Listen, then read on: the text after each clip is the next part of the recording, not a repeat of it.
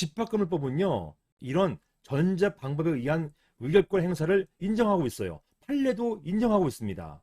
이런 전자 서명을 통한 방법도 바로 이런 전자 방법을 통한 의결권 행사의 도구로 사용될 수가 있어요.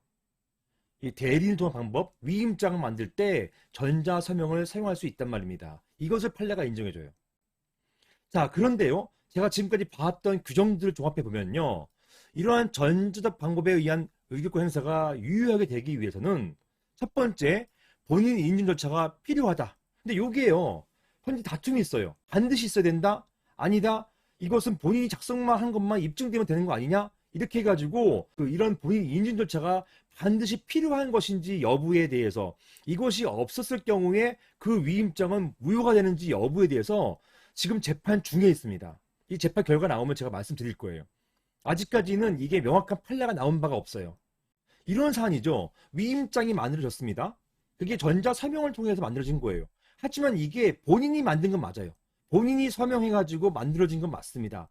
자, 이 경우에 법에 따라가지고 전자서명법에 따라가지고 전자서명과 관련된 규정에 따라가지고 본인 인증 절차가 없었기 때문에 이거는 설사 본인이 작성한 것이라 하더라도 이 위임장은 무효야, 이렇게 볼 것인지, 아니면 이 위임장이 어쨌든 본인이 만든 게 맞다면, 본인이 작성한 게 맞다고 한다면 이것은 설사 이런 본인이 인증 절차가 없었다고 하더라도 유효 아니냐, 이런 거에 대한 지금 다툼이 있는 거예요.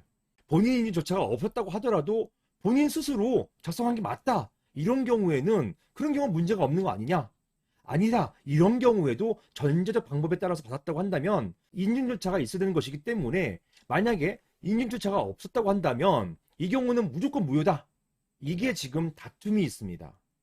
여기에 대한 판결은 곧 나올 것 같아요. 나오면 제가 말씀드리겠습니다.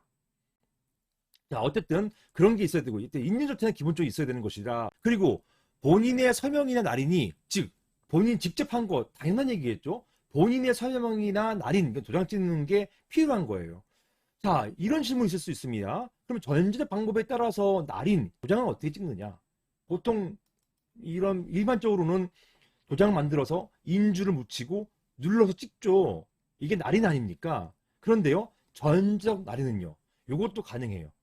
즉, 날인을 위해서 날인하시겠습니까? 또 클릭하는 절차가 있어야 돼요. 그렇지 않으면요, 터치만 하면 도장 찍히는 거, 이게 뭡니까? 이거는 본인의 의사가 아닌 거잖아요. 본인의 의사가 아닌데 이걸 찍었다, 이거는 뭐예요? 사문서 위조예요.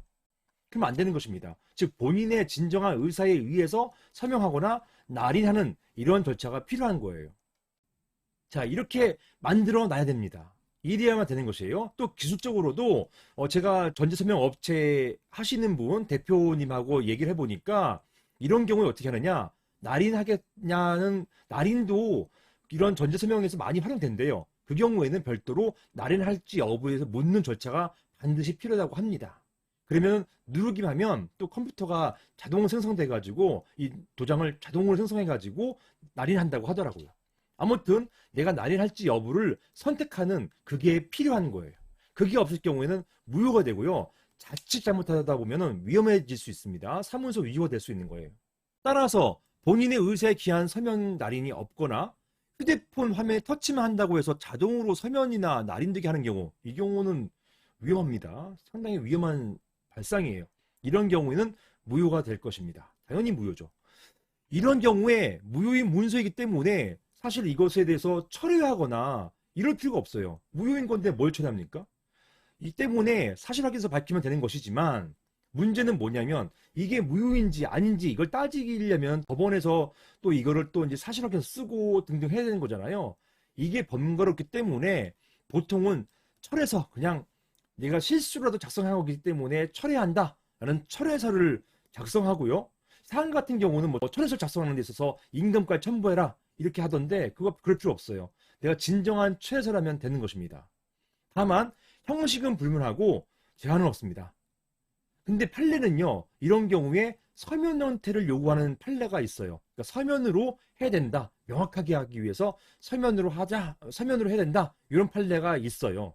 있긴 있습니다. 아무튼 철회서를 일단은 뭐 인감이나 신분증까지 붙여야 될 필요는 없는 것이고요. 철회서 형식이나 제한은 불문하지만 서면까지는 요구한다. 이런 판례가 있다. 그리고 그것도 아니다. 철에서도 아니고 아예 신규 위임장, 새로운 위임장을 작성해가지고 이거 행사할 사람에게 주면 되는 거예요. 그러니까 종전 위임을 다 철회한다. 이런 문구를 써가지고 새로운 사람에게 신규 위임장을 작성해주는 경우도 많습니다. 이렇게 함으로써 기존에 작성된 어떻게 해요? 실수로 아니면 실수도 아니죠. 이런 조작에 의해 가지고 자동 생성된 것, 자동으로 만들어진 위임장 이것을 무력화하는 이런 경우가 있을 수가 있겠습니다.